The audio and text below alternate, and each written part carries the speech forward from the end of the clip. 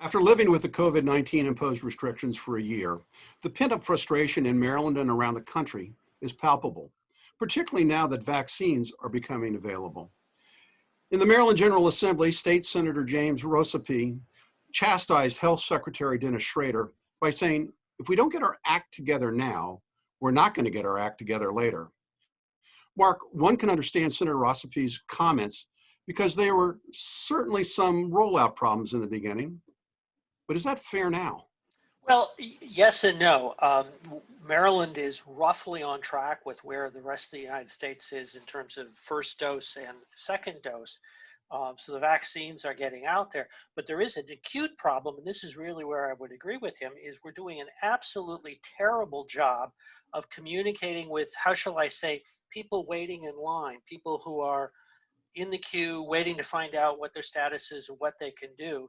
And that back end process, not just in Maryland, although Maryland's certainly pretty bad, but across the country seems to be a very weak link in the entire process.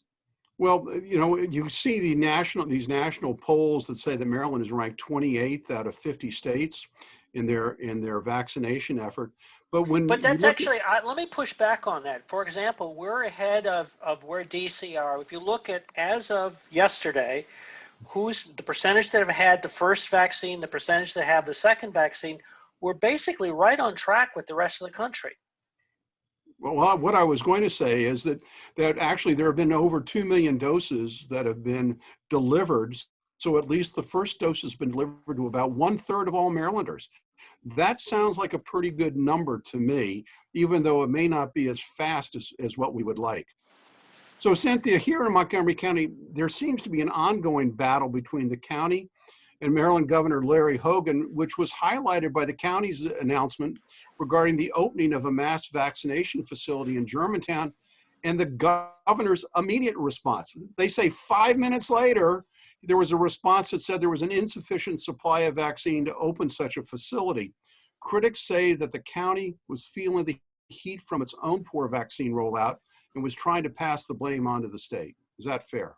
No, it's not fair. I mean, Montgomery County has been extremely efficient at administering vaccines based on their supply. And I agree with the county council and the other leaders who have been pushing the governor and leaning in on getting a mass vaccination site. We have a very large population, and we have a very large population of folks who are extremely vulnerable and at risk and exposed. So I am all for their pushing the governor, and whatever the bad blood is between Montgomery County and the governor, they need to work through it so that we can get a mass vaccination site up and running as soon as possible. And the vaccines supply is going to improve markedly in the next 2 to 3 weeks. So it's good for Montgomery County to be pushing ahead and getting organized for a mass vaccination site.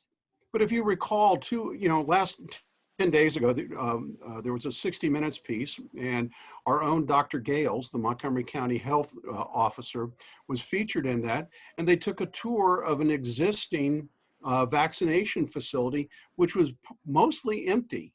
So what that suggests is it's really the amount of vaccine that's getting out, and it questions whether or not we really need a mass vaccination facility.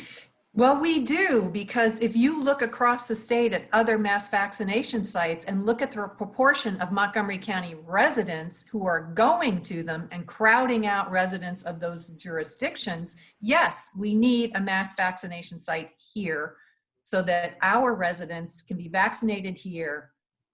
Toot sweet. Well, Cynthia, my personal experience, because I'm an old guy, I'm over 65, and I was eligible for the in Group 1C.